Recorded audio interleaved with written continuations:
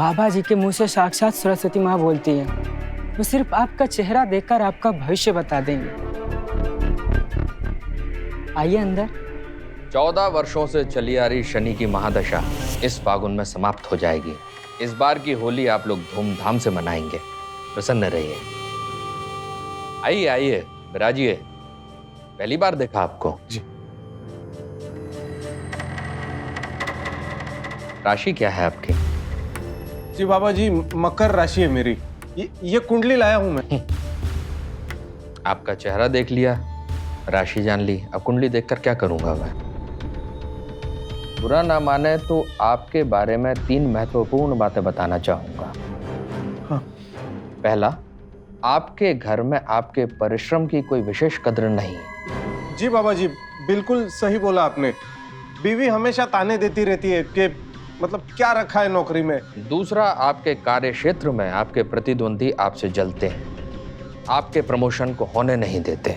बाबा जी, ये तो सालों से चलता आ रहा है मेरे साथ। अब तीसरी और सबसे महत्वपूर्ण बात, आपको आपकी योग्यता के हिसाब से फल आज तक नहीं मिला है। जी जी, बिल्कुल बिल्कुल सही बोला बाबा जी आपने। विधि युक्त यंत्र देता हूं मैं आपको।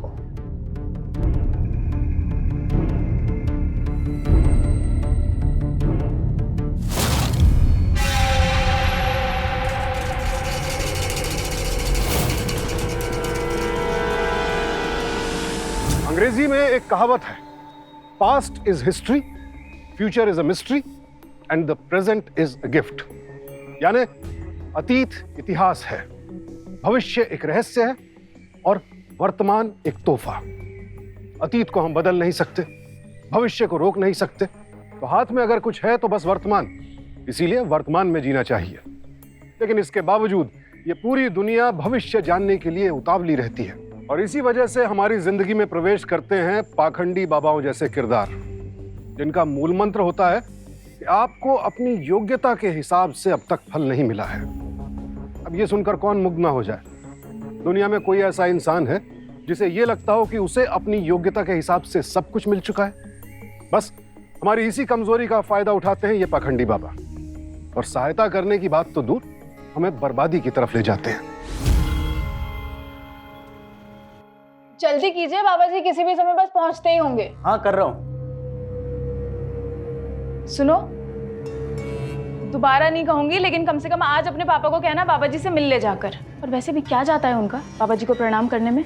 पापा की गारंटी नहीं लेता मैं। एक तो ज्योतिष में विश्वास नहीं करते, और ठीक है ना, कम से कम हमें तो नहीं रोकते ना वो। तुम दोनों ना बस नीचा दिखाते रहो मुझे।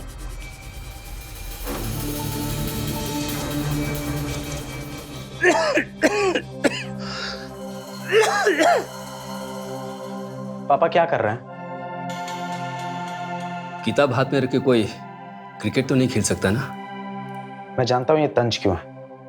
एक बार मेरे खातिर, मेरे शादी की खातिर आप बाबा जी को आके एक बार प्रणाम कर लेंगे तो क्या फर्क पड़ता है? देख बेटा, मेरी उम्र 65 साल की है और तुम्हारे उस लफंगे बाबा की उम्र शायद 45 साल के आसपास। मैं उसके सामने हाथ जोड़ूं, पैर पकड़ूं उसके? पापा जी आम इंसान नहीं है, भगवान स्वरूप है। उनके आने से हमारी घर की जितनी भी प्रॉब्लम्स है ना, दूर हो जाएंगी। कम से कम अपने तबीयत के खातिर। मेरा मतलब है उनसे एक बार आशीर्वाद ले लीजिएगा तो सब ठीक हो जाए। मेरी तबीयत का ख्याल रखने के लिए डॉक्टर है ना। तुम्हारी बीवी को जाकर बोल दो कि शुक्र मनाए, इस कमरे से मैं बाहर नहीं आ रहा हूं। कहीं तुम्हारे पापा तुम्हारे बाबा जी को ठुल्लू ना दिखा दे। अब जाओ भी, बादशाह सलामत आते ही होगे।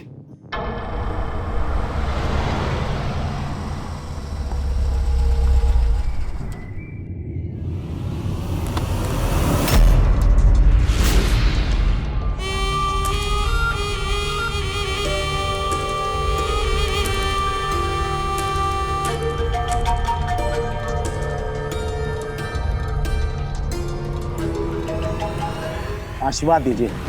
सौभाग्यवती भाव, यशस्वी भाव, लेकिन अष्टपुत्र भावा नहीं बोलूंगा, क्योंकि हमारा राष्ट्र इतना बोझ सहन नहीं कर सकता।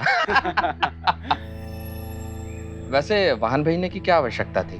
घर का पता मुझे मालूम था, मैं स्वयं आ जाता। अरे नहीं। बाबा जी अगर मेघा का बस चले ना तो आपको जमीन पे पैर भी ना रखने दें। आइए ना। आइए। दिनकर चाचा। उम्दा। बाबा जी। अरे नहीं नहीं, इसकी क्या आवश्यकता थी? लोग हमको प्रेम से बाबा जी बोलते हैं, इसका मतलब ये नहीं कि हम बाबा जी बन चुके हैं। ईश्वर का दिया थोड़ा सा ज्ञान है जिसका उपयोग हम आप सबके लाभ के लिए करते हैं। और आज हमारा स्थान ऊपर ग्रहण करने का मन नहीं है, आज धरा पर। आइए ना बाबूजी। अब बताइए, सब कुशल मंगल? बाबा जी बहुत बुरे हालात हैं। पहली बार पार्टनर्स ने कोर्ट में घसीटा है मुझे। और ऊपर से इनके पिताजी की खराब होती सेहत, इतने पैसे खर्च हो रहे हैं उसमें, एक प्रॉब्लम खत्म नहीं होती तो दूसरी शुरू हो जाती है। बाबा जी आप पिछली बार आए थे, मानी को मोती की अंगूठियां पहनने के लिए कहा था, लेकिन शायद उतना लाभ नहीं मिला। गजेंद्र, हर वस्तु लाभ के लिए नहीं होती। रक्षा कवच नाम से भी एक चीज होती है और ये दोनों आपके वही रक्षा कवच हैं। ये मोती जो आप पहने हैं ये ग्रह शांति के लिए होता है, और माणिक्य जो इन्होंने धारण किया है वो जानलेवा खतरे से बचाने के लिए था। और आप दोनों के बीच सामंजस्य बता रहा है कि ग्रह शांतपूर्ण है। पिताजी बीमार हैं किंतु हैं, धंधा मंदा है पर चल रहा है ना। वैसे भी अब इनका गुरु बल स्थान पर पहुंच चुका है, जो दर्शाता है कि राजयोग बस आने वाला है। इसलिए हम आपके लिए कुछ लेकर आए।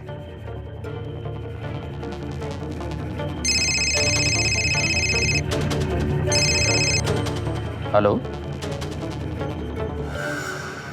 या हाय, calling from Africa. Oh, I'm sorry. Can I call you tonight? Yeah, sure. Thank you so much. विदेशी अनुयायी। अच्छा, तो हम आपके लिए लाए हैं अफगानिस्तान का पन्ना और दक्षिण अफ्रीका की खदानों से बुलाया गया नीलम। दोनों रत्न आपके जीवन में सुख और समृद्धि एक साथ लाएंगे। अरे दिनकर। जी मालिक। चल। किंतु बड़े कोमल रत्न हैं जिनको अंगूठे में जड़ना हर जौहरी के बस की बात नहीं है। पर मेरे पास एक कुशल कारीगर है जो आपके लिए काम करेगा। इसे घर के मंदिर में जाके ईश्वर के चरणों में स्पर्श कराइए। स्पर्श होते ही ये जागृत हो जाएंगे और आपके हित में काम करेंगे। गजेंद्र जी। इनकी कीमत है 7 लाख रुपए। 7 लाख? कुछ ज्यादा नहीं है? ज्यादा है, किंतु इनके एवज में जो आपको फायदे होना है वो इससे कहीं ज्यादा है। मेघा, मेघा रहने दो, बाबा जी को वापस करते हैं। 7 लाख कीमत है इनकी। हाँ तो नीलम और अफगानिस्तान का पन्ना है। मेरे पापा की अंगूठी 12 लाख की थी, पुखराज की। अरे तो इतने पैसे कहां से लाएंगे हम? 1 मिनट। ये क्या कर रही हो? ये पापा के इलाज के लिए हमने निकाल के रखे थे 6 लाख रुपए। लेकिन फिलहाल उनकी तबीयत ठीक है ना, और वैसे भी अपने मन की तो वो कर ही रहे हैं। नहीं, मैं अपनी 2 सोने की चूड़ियां दे रही हूँ, लाख रुपए की कम से कम हो जाएगा। और वैसे भी ये अंगूठियां बहुत कुछ लाने वाली हैं।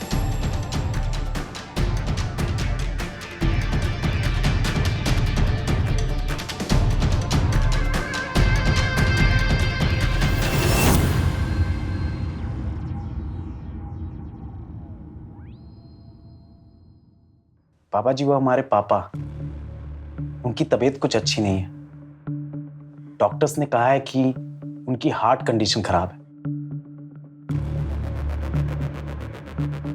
आज सन्नाटा कुछ ज्यादा नहीं है, समंदर की लहरों का शोर भी सुनाई नहीं दे रहा है। उम्मीद करता हूं कि ये तूफान आने से पहले का सन्नाटा ना हो। खैर, आपके पिताजी की तबीयत, आपके पिताजी का साया आपके सिर पर कम से कम 20 वर्ष अभी और रहेगा, तो निश्चिंत रहें। थैंक यू सो मच बाबा जी। बाबा जी आपकी फीस? मात्र 1 श्रीफल अर्थात 1 नारियल और दक्षिणा स्वरूप 1 रुपया, बस। बाबा जी ये आपके रत्नों के लिए और ये आपकी फीस, मना मत कीजिएगा प्लीज।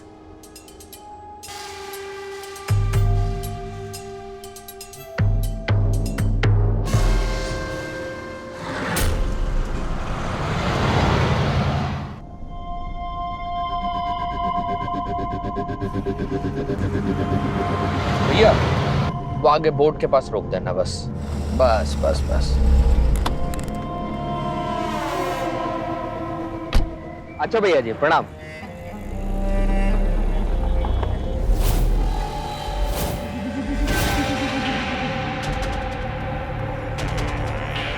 क्यों भाई चवन्नी छाप वही समय में लाता तेरे को कॉल करने के लिए है, वही बैठा था मैं। 2-3 हजार रुपए के तेरे नंग मुंह ऐसे चलाते जैसे करोड़ की जायदाद छिली तेरी। 500 रुपये का नीलम 250-750 रुपए का तेरा पन्ना। कल पैसे लो, दोबारा कभी शक्ल मत दिखाना अपनी, समझा?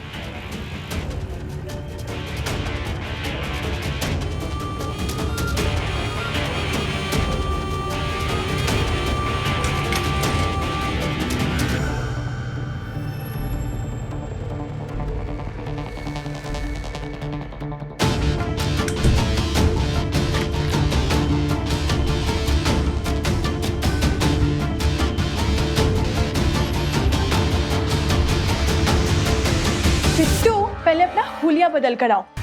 जितने साल के हो ना उससे 10 साल बड़े दिख रहे हो, और फ्रॉड भी। फ्रॉड दिखते हो आप, बड़ी हीरोइनी दिखती हैं जो आई है ना कानपुर से हवाई जहाज में हमारे संग बैठ के। फोकट में नहीं आया, 4 दिन की एसी की हवा खा रही है ठंड में। अच्छा जाओ। कहाँ जाओ? बाथरूम? हम एक ही साथ पे जाएंगे जब थोड़ा सा मुस्कियाओ मुस्कियाओ। चलो जाओ यहाँ से। हम आते हैं, तैयार होकर रेडी रहना ना, हुलिया बदल के।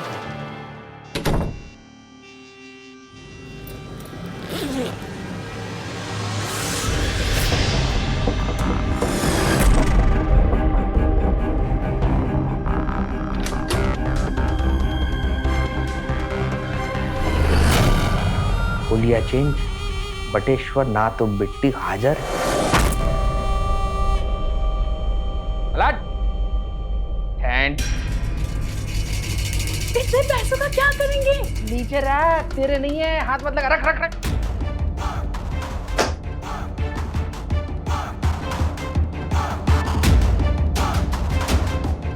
ऐसा तो थुतनी की तरह नाक पे चढ़ा रहता है। अच्छा अच्छा, अभी अभी मुंह मत खराब, देख खुलिया चेंज करके आ गया। अच्छा अच्छा अच्छा।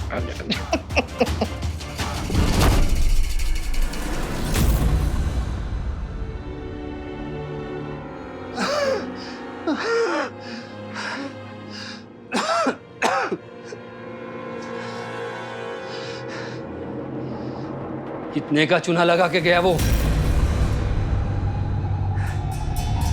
पापा बहस क्यों करना जब आपको कोई लेना देना नहीं है तो। आप तो जानते हैं ना ससुर जी कितना मानते हैं बाबा जी को। उनके आशीर्वाद से उनके धंधे में 10 गुना बरकत आई है। इसमें तुम्हारे बाबा जी का कोई हाथ नहीं है। मैं अपने समधी और उसके बेटे को जानता हूँ। उनकी कड़ी मेहनत की वजह से उनको यह फल मिला है। मैं नहीं मानता, मैंने तो बहुत मेहनत की, लेकिन मुझे क्या फायदा हुआ? धंधा चौपट, कोर्ट कचहरी, सब भाग्य का खेल है पापा। अरे कौन सी मेहनत, निकम्मे हो तुम। भाग को कोसना बंद करो। तुम्हारे सारे गलत फैसले ने ये फल दिया है तुम्हें। देखो बेटे, मैंने बड़ी मेहनत और ईमानदारी से ये मकान बनाया है। मैंने अपनी तकदीर खुद बनाई है। और ये ज्योतिषी कौन होता है? तुम्हारी और मेरी तकदीर बनाने वाला। आज मैं हूं तो तुम्हें रोक सकता हूं, वरना डॉक्टर ने तो सिर्फ 3 महीने या 6 महीने बोल दिए है। अरे पापा, बाबा जी ने कहा है ना 20 साल जिएंगे आप। अरे मेरे जाने के बाद पूछना तुम्हारे बाबा जी से। 20 साल।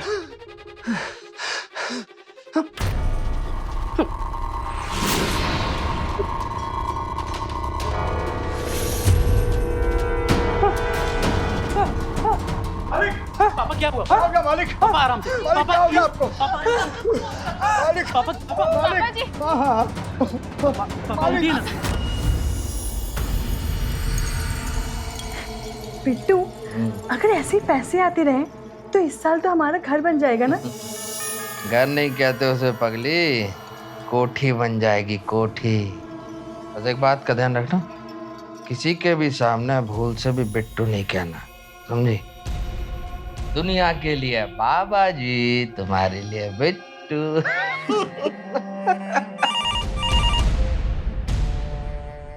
हेलो। हाँ साहब, आपसे मिलने के लिए लोग आए। क्या क्या भैया मिलने? तुम एक काम करो, 5 मिनट बाद उनको भेजना, पर एक एक करके। जब तक पहला वापस ना आए तब तक दूसरे को नहीं भेजना, ठीक है? जल्दी तैयार हो, लोग आए हैं मिलने, जल्दी तैयार हो और थोड़े ढंग के कपड़े पहनना।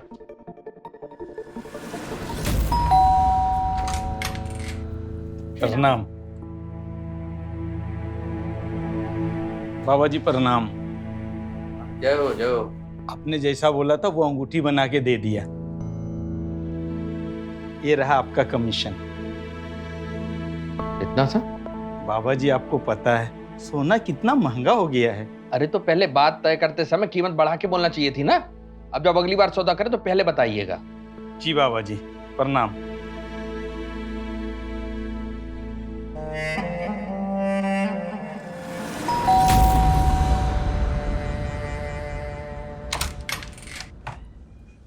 प्रणाम।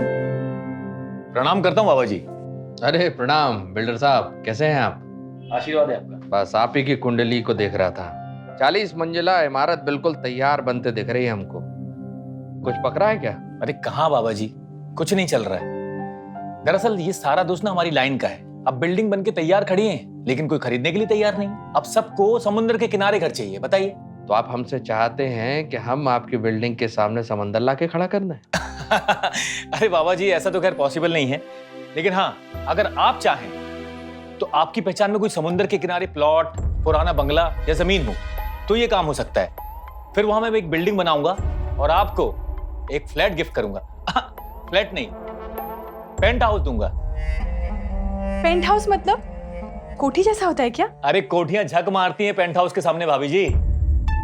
भाभी जी नहीं है, शिष्या है, सेविका है हमारी।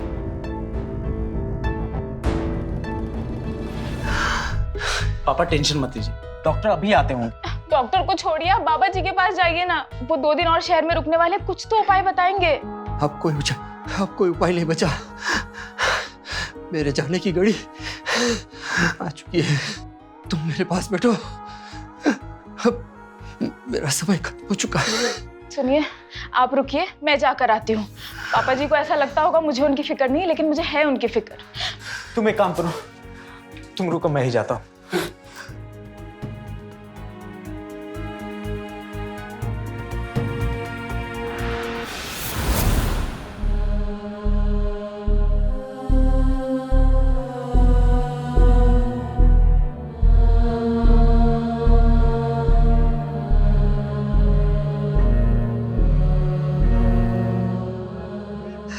गजेंद्र!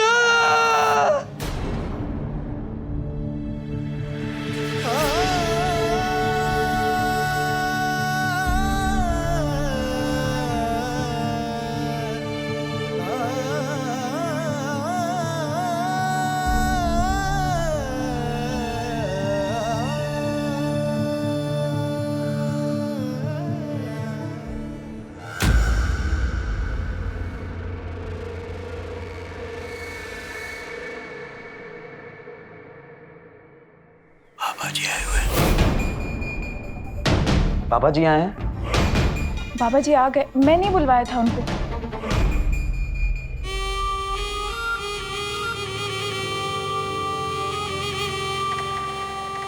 आइए बाबा जी, आइए।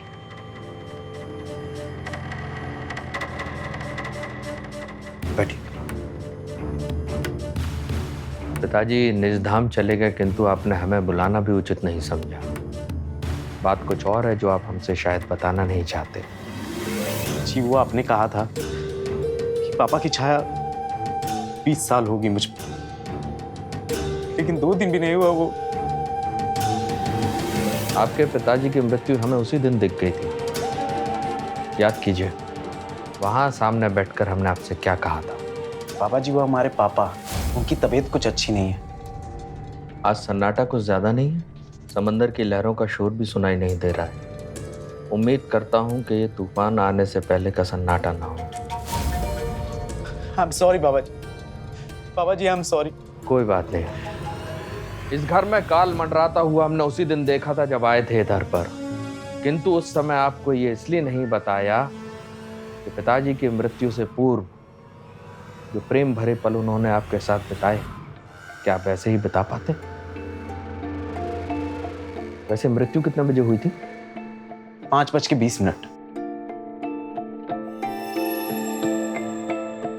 5:20 पक्का है? हाँ हाँ बाबा जी। हे भगवान, अनर्थ हो गया ये तो। श्रीपाद नक्षत्र में गए हैं पिताजी। श्रीपाद नक्षत्र? श्रीपाद नक्षत्र मतलब जब काल किसी मनुष्य की आत्मा को लेने आता है तो अकेले लेकर नहीं जाता, उससे जुड़े दो व्यक्ति के ऊपर भी साया मंडराता रहता है मृत्यु का, काल का। आपसे जुड़े दो व्यक्तियों की जान खतरे में है, हो सकता वो दोनों आप ही हों। हमें जल्दी से जल्दी विधि करनी होगी और शांति करनी होगी स्थापित। माफ कीजिएगा, आप लोगों के बीच में बोलने जा रहा हूं। अनपढ़ आदमी हूं, लेकिन मैंने भी इस घर का नमक खाया है। बड़े साहब की शादी हुई थी, तब से इस घर में हूं। इस घर में कोई विधि नहीं होगी। आज मेरे सामने एक कसम खाओ दिनकर। क्या हुआ बड़े साहब? कि मेरे मरने के बाद इस घर में किसी भी प्रकार का कोई भी कर्मकांड नहीं किया जाएगा। कसम खाओ। अब गज्जू बाबू को समझाइए ना। ये उनकी समझ के बाहर है दिनकर, कसम खाओ, वरना मेरी आत्मा को शांति नहीं मिलेगी। भगवान को मानता हूं मैं, ज्योतिष को भी मानता हूं मैं, ये एक बहुत बड़ा शास्त्र है, लेकिन ऐसे किसी पाखंडी को मैं अपना घर बर्बाद नहीं करने दूंगा। मरे हुए व्यक्ति के नाम पर घर लूटने वाले ठग है ये। गज्जू बाबू, ऐसा कोई काम मत करना जिससे बड़े साहब की आत्मा को दुख पहुंचे, वरना मैंने भी उन्हें वचन दिया है, याद रखना।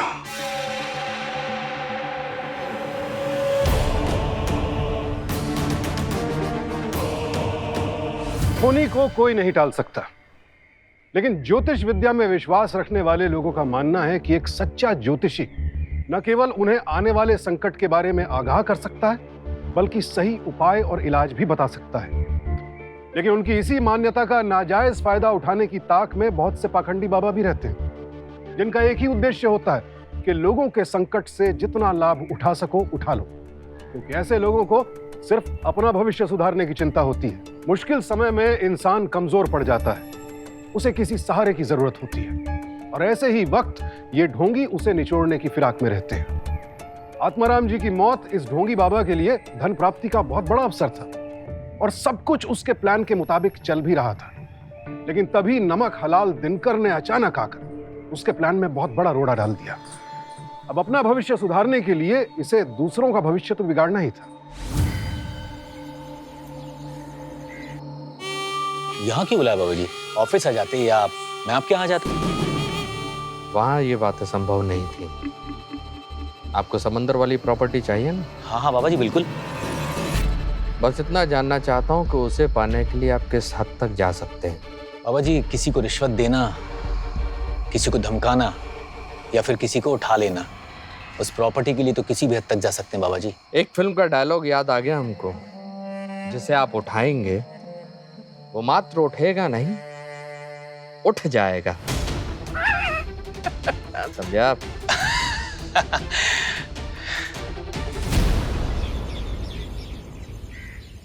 बाबा जी के साथ बहुत बुरा सलूक किया है तुमने। तो क्या करूं मैं? पापा की इच्छा को भूल जाऊं? दिनकर चाचा ने जो कसम दिलाई उसे अनदेखा करूं? मुझे लगा था कि पापा के जाने के बाद कम से कम बाबा जी को इस घर में पूरा सम्मान मिलेगा, लेकिन पापा तो अपने जाने के बाद भी अपना खेल जारी रखे हुए हैं। देखा, तुम कुछ भी बके जा रही हो, ऐसा कुछ नहीं होगा। अच्छा, तो फिर देखते हैं। 2 और लोग मरने वाले हैं ना, मैं उम्मीद करती हूँ कि मेरे मायके में से किसी पे भी आंच ना आए।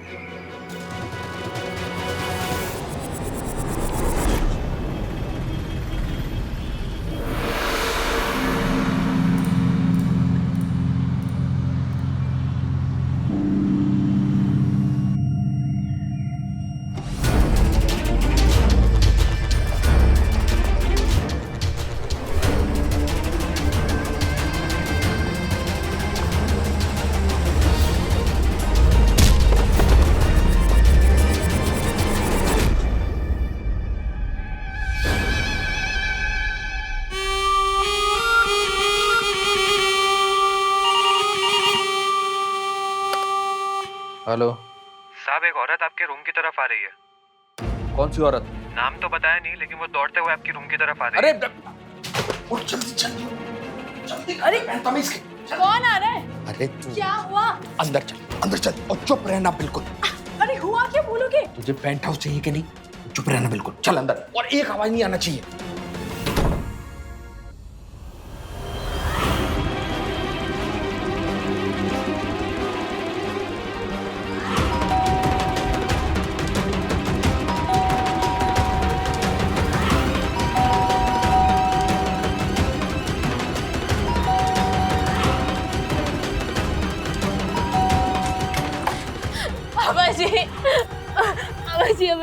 लीजिए बाबूजी।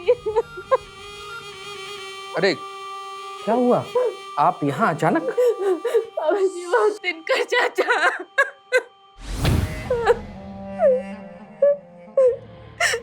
बैठो बैठो।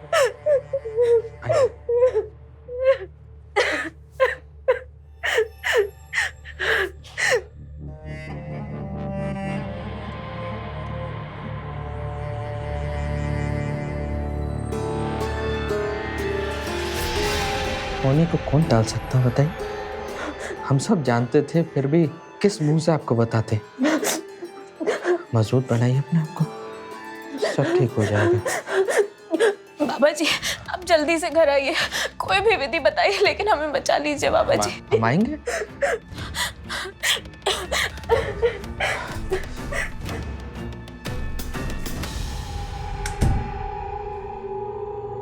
कौन थी वो?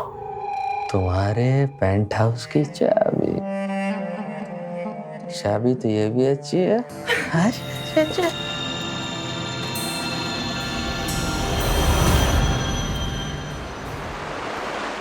एक कागज पर लिखिए, आटे के 12 नाग बनाने होंगे और पूज्य पिताश्री की चेन या अंगूठी इनमें भरनी होगी।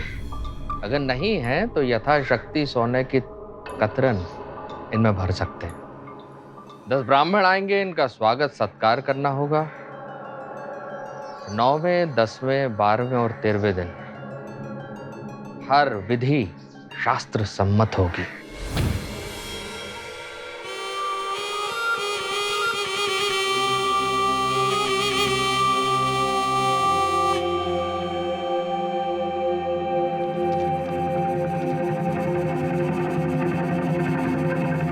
ना, ये जो हम विधि करने की तैयारी कर रहे हैं बहुत सामान्य विधि है, लेकिन जिस तेजी से इस घर में दूसरी मृत्यु हुई है मैं बहुत भयभीत हूं, बहुत ज्यादा भयभीत हूं।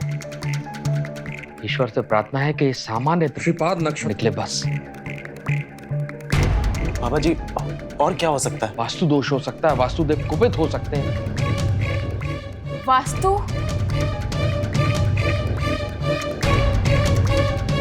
शांत चित्त से अभी विधि करते हैं, आप लोग चिंता मत करिए। लेकिन बाबा जी आप तो 2 दिन के बाद चले जाएंगे ना। आपको लगता है कि आप लोगों को इन परिस्थितियों में छोड़कर मैं कहीं जाऊंगा? मेरे अपने हैं आप लोग।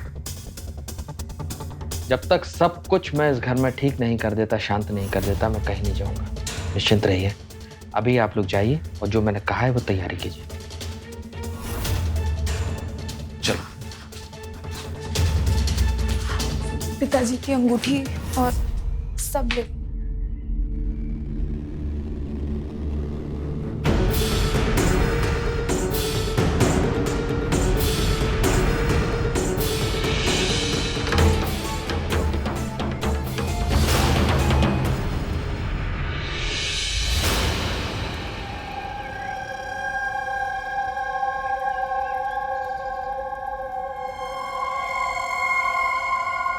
अर्पित हो गया पंडित जी, मंत्रोच्चार शुरू कीजिए।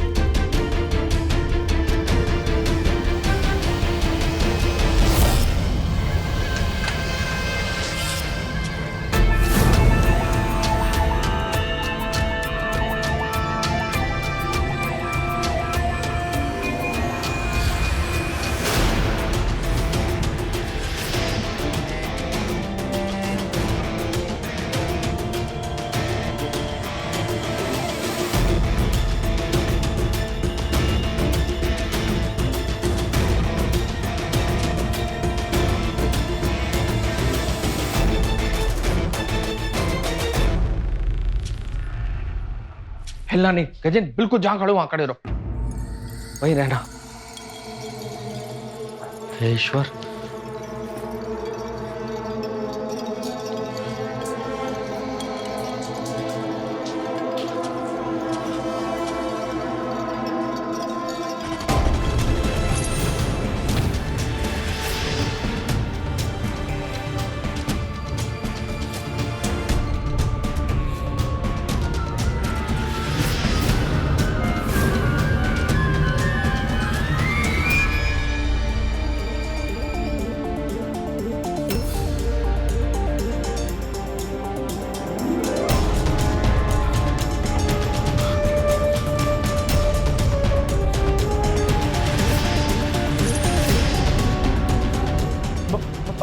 चुप। गजेंद्र जी, वही हुआ जिसका भय था। जितनी जल्दी हो सके ये घर खाली करो गजेंद्र। ये यहाँ को वास्तु देवता कुपित हो चुके हैं, बहुत बुरी तरीके से। खाली करो तुरंत। घर खाली करना होगा? हाँ तुरंत, बेच डालो, जला डालो, जो करना करो। लेकिन जब तक इस घर का नाम कागज तुम्हारे नाम पर है, तीसरी मृत्यु अनिवार्य है। बाबा इतना बड़ा घर इतनी जल्दी खरीदेगा कौन? मेरे कुछ संपन्न अनुयायी हैं, मैं बात करता हूँ, तुम बस मोलतोल मत करना। जैसे निकलता निकलो यहाँ से, जान बची तो लाखों पाए। बहसबाजी नहीं करना, मृत्यु टल सकती है।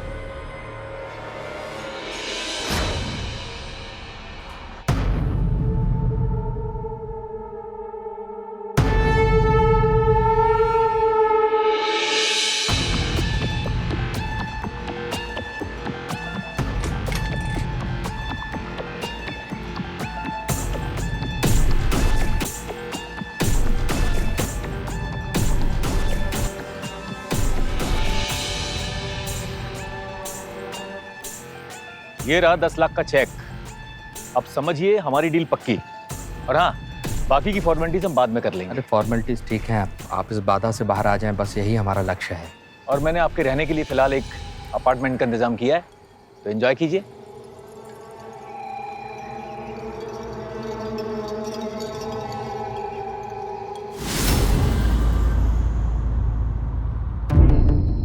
काम बोल बिल्लो साहब, बोलना बटेश्वर नाथ और बिट्टू महाराज की जय। आनंद आ गया, आज क्या आनंद की जाए।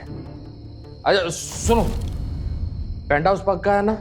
बिल्कुल बाबा जी। अच्छा, तुम्हारे भाभी को खुश होना चाहिए। अबे असली वाली। मतलब बाबा जी तो सचमुच में हमारी भाभी जी नहीं है ना? वो सिर्फ आपकी सेवा करती हैं। बाबा जी थोड़ी सी सेवा हमारी भी करा दो ना।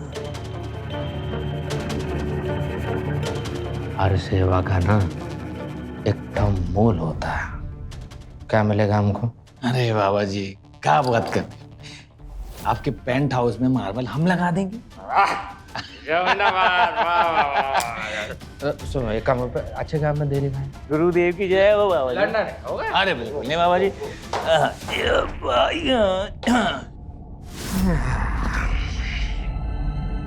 ऐसे कहते हैं 5 अंगुरिया घी में, सर कढ़ैया में।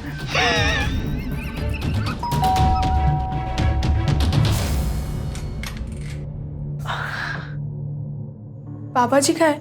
बाबा जी तपस्या करने गए हैं। दूर हो जाओ, बाबा जी मार देंगे तुम्हें। ओ, बाबा जी मार देंगे मुझे? हाँ मार भी सकते।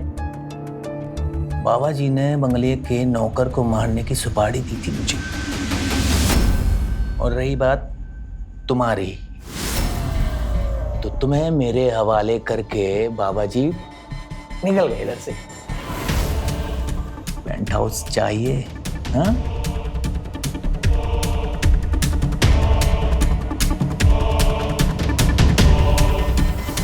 ये घर मुझसे पूछे बिना कैसे बेच सकते हो आप लोग, जबकि ये घर मैं खरीदने वाला था। लेकिन लास्ट टाइम मैंने आत्माराम जी के लिए छोड़ दिया था। ये बताओ किससे बेचा और कितने में बेचा है? अंकल बहुत बुरे दिन आए थे। 20 करोड़। 20 करोड़ में आजकल समंदर के सामने 4 बेडरूम का फ्लैट भी नहीं मिलता। बेवकूफ़ बनाया तुम दोनों को उसने। मैं 100 करोड़ देता हूँ, ये सौदा कैंसिल कर दो आप लोग। अंकल एक्चुअली कोई सजेशन देने वाला था नहीं, तो मैं कल जाता हूँ और बिल्डर से बात करता हूँ। अभी तक हमने कॉन्ट्रैक्ट साइन नहीं किया। मेघा, कल बाबा जी को बता देना, वो डील को रुकवा देना।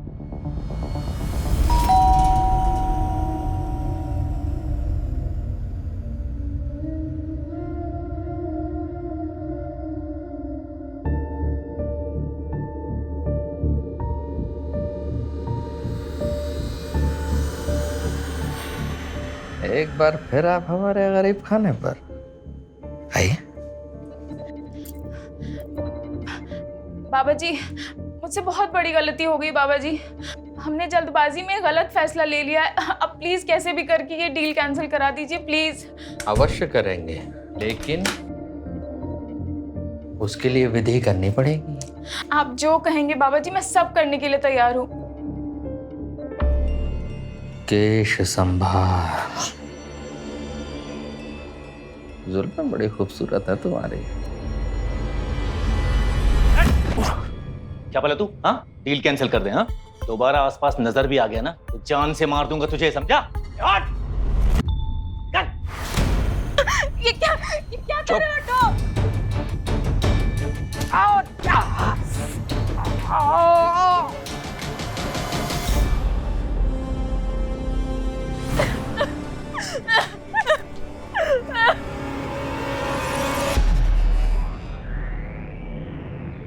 आप कौन?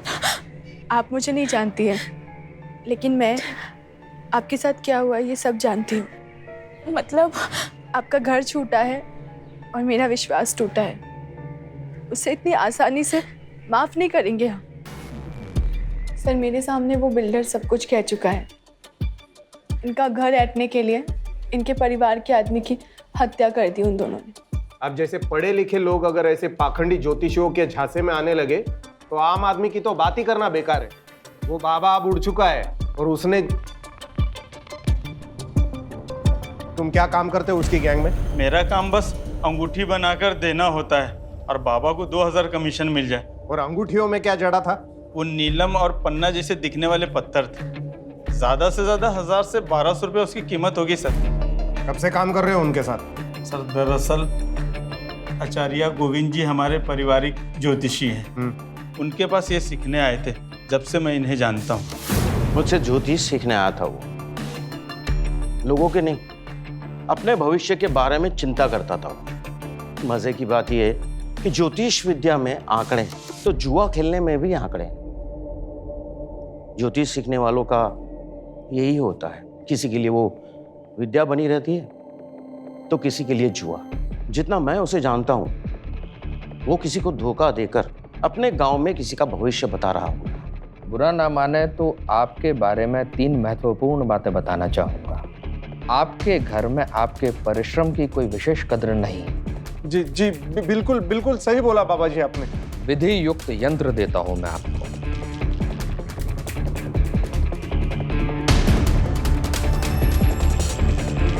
बाबा जी आप कुछ नहीं बदलेंगे, जो कुछ बदलेंगे हम बदलेंगे।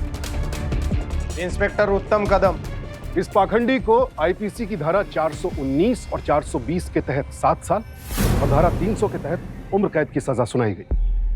गजेंद्र और मेघा भाग्यशाली थे कि उनका घरौंदा टूटते टूटते बच गया। ज्योतिष को मानने वाले लोग इसे विद्या या शास्त्र भी कहते हैं और ये आज की बात नहीं है। प्राचीन काल से बहुत से लोग इसे मानते आ रहे हैं। इसे मानना या ना मानना आपका निजी फैसला है, लेकिन एक बात तय है कि इस विद्या का अनुसरण करने वाला कोई भी सच्चा इंसान आपको कभी भी डराएगा नहीं, उल्टे आपका हौसला बढ़ाएगा, आपको आश्वस्त करेगा, कर्म करने की सलाह देगा। लेकिन पाखंडी ठग डर के दम पर अपना धंधा चलाते हैं और बगुले की तरह आंख बंद करके हमेशा शिकार की तलाश में रहते हैं। ऐसे लोगों से सावधान रहें, सतर्क रहें, सुरक्षित रहें। सावधान इंडिया, इंडिया फाइट्स बैक। तो सावधान